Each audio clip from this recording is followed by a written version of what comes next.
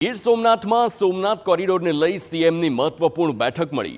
Somnath circuit house ખાતે મુખ્યપ્રધાને બેઠક યોજી છે। પ્રભાસ હિત રક્ષક સમિતિના આગેવાનો સાથે ચર્ચા પણ કરવામાં આવી। સોમનાથ કોરિડોર મામલે ઘણા સમયથી ચાલી રહ્યો છે વિરોધ। સર્કિટ હાઉસ ખાતે ચાલી રહી છે વાટાઘાટો અને મહત્વની બેઠક પણ છે। તો સોમનાથ કોરિડોરને લઈને સીએમની બેઠક સોમનાથ સર્કિટ હાઉસ ખાતે મુખ્યપ્રધાને બેઠક યોજી છે। પ્રભાસ હિત રક્ષક સમિતિના આગેવાનો સાથે પણ ચર્ચા કરવામાં આવી રહી છે। તો સોમનાથ કોરિડોર મામલે ઘણા સમયથી વિરોધ તેનો ચાલી રહ્યો છે। સર્કિટ હાઉસ ખાતે વાટાઘાટો ચાલી રહી છે અને મહત્વની બેઠક આ મળી। હવે જોવાનું એ રહેશે કે આ બેઠક બાદ શું નિષ્કર્ષ આવે છે તેની પર સૌ કોઈની નજર રહેશે। તો આપને જણાવી દઈએ કે ગીર સોમનાથમાં આ બેઠકનું આયોજન political editor Kinjal Mishra phone line પર છે। કિંજલ, સોમનાથમાં મહત્વપૂર્ણ બેઠક, સીએમ ખુદ ઉપસ્થિત છે, કઈ બાબતે ચર્ચા થઈ શકે છે? કારણ કે વિરોધ જે કોરિડોરનો છે તે લાંબા સમયથી ચાલી રહ્યો છે, આખરે શું નિષ્કર્ષ આવે તેવી શક્યતા?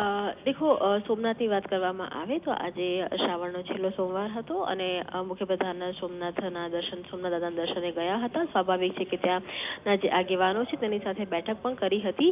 જેમ કાશી કોરિડોર બનાવવામાં આવ્યો છે તેમ સોમનાથની અંદર પણ જે આખો કોરિડોર છે તે બનાવવામાં આવશે। તેને લઈને જે પ્રોજેક્ટ છે, પ્રોજેક્ટ ઉપર જે ઉચ્ચ અધિકારીઓ સાથેની બેઠક છે તે થઈ ચૂકી છે, પરંતુ જે સ્થાનિક કેટલાક લોકો છે કે તેમને આ જે નિર્ણય છે તેનો વિરોધ છે।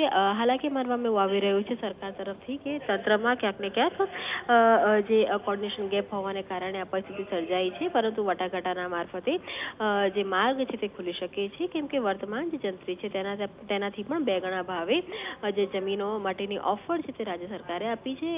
કાશી કોરિડોરની જેમ સોમનાથ કોરિડોર બનવાનો છે અને તેને લઈને જે પણ જે અત્યારે સમસ્યાઓ આવી રહી છે, પ્રશ્નો આવી રહી છે, તો જ્યારે મુખ્યપ્રધાન ત્યાં ઉપસ્થિત હતા ત્યારે તેમણે જે હિતરક્ષક કમિટી હતી તેની સાથે કલેક્ટર સહિતના તમામ ઉચ્ચ અધિકારીઓ તેની સાથે વાતચીત કરી છે અને વાટાઘાટોના મારફતે સમસ્યાનું સમાધાન આવશે તે પ્રકારની આશ્વાસન છે તે પણ આપ્યું હોવાની વાત આવી રહી છે। હાર્દિક આભાર કિંજલ સમગ્ર માહિતી બદલ।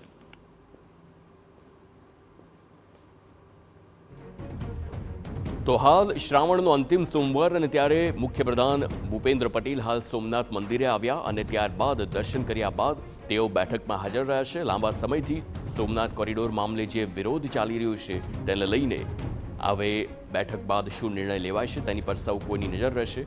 કાશી કોરિડોરની જેમ જ્યારે સોમનાથ કોરિડોરની વાત ચાલી અને તેને લઈને કેટલાક લોકો વિરોધમાં આવ્યા અને ત્યારબાદ હવે બેઠક યોજવામાં આવી છે।